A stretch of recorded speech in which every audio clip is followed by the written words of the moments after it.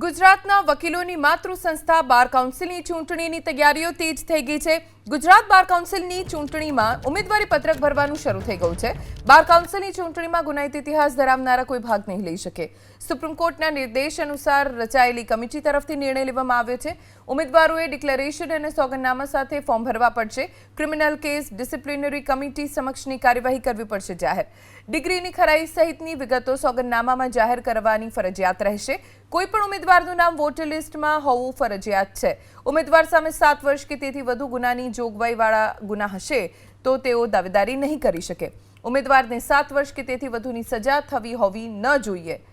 6 ફેબ્રુઆરી સુધી ઉમેદવારો ફોર્મ ભરી શકશે। 13 ફેબ્રુઆરી સ્ક્રુટિની પછી ઉમેદવારની ફાઇનલ યાદી જાહેર થશે। 6 માર્ચે બાર કાઉન્સિલની ચૂંટણી માટે મતદાન થશે। ગુજરાત બાર કાઉન્સિલની ચૂંટણીમાં વિવિધ હોદ્દા માટે 90 થી વધુ ઉમેદવારી ફોર્મ ભરી શકાશે। અંદાજિત 75,000 વકીલો આ ચૂંટણીમાં મતદાન કરશે।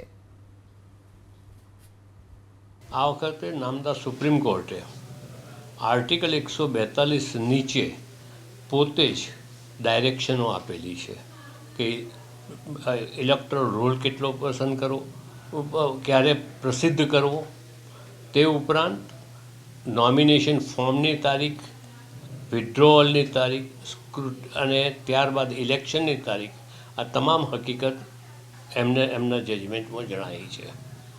એ અનુસાર ગુજરાત બાર કાઉન્સિલનું ઇલેક્શન 15મી માર્ચ 2026 પહેલાં પૂર્ણ કરવાની વ્યવસ્થા કરવાની જણાવવામાં આવેલું હતું અને તે સંજોગોની અંદર ગુજરાત હાઈકોર્ટે ગઈકાલે ફાઇનલ ઇલેક્ટોરલ રોલ બહાર પાડી દીધો છે અને આજથી નોમિનેશન પ્રક્રિયા સ્ટાર્ટ થઈ છે। 90 ઉપરના ઉમેદવારો ચૂંટણીના મેદાનમાં હશે। સમગ્ર ગુજરાતના વકીલોની માતૃ સંસ્થાની આ ચૂંટણી છે। આશરે 75,000 મતદારોનું મતદાન છે।